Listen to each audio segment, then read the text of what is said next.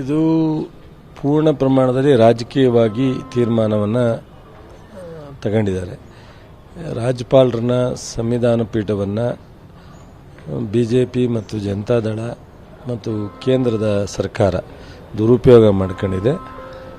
ಮಾನ್ಯ ನಾವೆಲ್ಲರೂ ಸದ್ಯದಲ್ಲಿ ಮುಖ್ಯಮಂತ್ರಿಗಳ ಜೊತೆ ಮಾತನಾಡಿ ಲೀಗಲ್ಲಾಗಿ ನಾವು ಎದುರಿಸುವಂಥದ್ದು ನಾವು ಪ್ಲ್ಯಾನ್ ಮಾಡೋದ್ರ ಜೊತೆಗೆ ನಾವು ಸಹ ಪೊಲಿಟಿಕಲಿ ಸ್ಟ್ರಾಟಜಿ ಮಾಡ್ತೀವಿ. ಮುಖ್ಯಮಂತ್ರಿಗಳು, ಉಪಮುಖ್ಯಮಂತ್ರಿಗಳು, ಲಾ ಮಿನಿಸ್ಟರ್ ಇದ್ದಾರೆ, ಕೂತ್ಕೊಂಡು ಮಾತಾಡ್ತೀವಿ. ಒಂದು ಯಾವುದೋ ತನಿಖಾ ಸಂಸ್ಥೆಗೆ ಹೋಗಿಲ್ಲ, ಒಂದು ಅರ್ಜಿ ಕೊಟ್ಟಿರೋದು. ಸೊ ಅದೇ JDS BJP ಅವ್ರದ್ದು 6 ತಿಂಗಳ ಹಿಂದೆ ಪೆಂಡಿಂಗ್ ಇದೆ ಅವ್ರ ಹತ್ರ. ಅವನ್ನೆಲ್ಲ ಬಿಟ್ಟು ಕೊಟ್ಟಿದ್ದಾರೆ ಅಂದರೆ ರಾಜಕಾರಣ. ಒಬ್ಬ ಹಿಂದುಳಿದ ಒಬ್ಬ ನಾಯಕ ದೇವರಾಜಸ್ ನಂತರ ಈ ರಾಜ್ಯದಲ್ಲಿ ಮುಖ್ಯಮಂತ್ರಿ ಆಗಿರೋದನ್ನು ಸಹಿಸೋಕ್ಕಾಗಲ್ಲ ಅವ್ರ ಕೈಲಿ. ಅವ್ರ ಪಾಪ್ಯುಲಾರಿಟಿನ ಸಹಿಸೋಕ್ಕಾಗ್ತಾ ಇಲ್ಲ. ಅವರು ಸಿದ್ದರಾಮಯ್ಯನವ್ರು ಒಬ್ಬರಿಗಲ್ಲ, ಇದು ಇಡೀ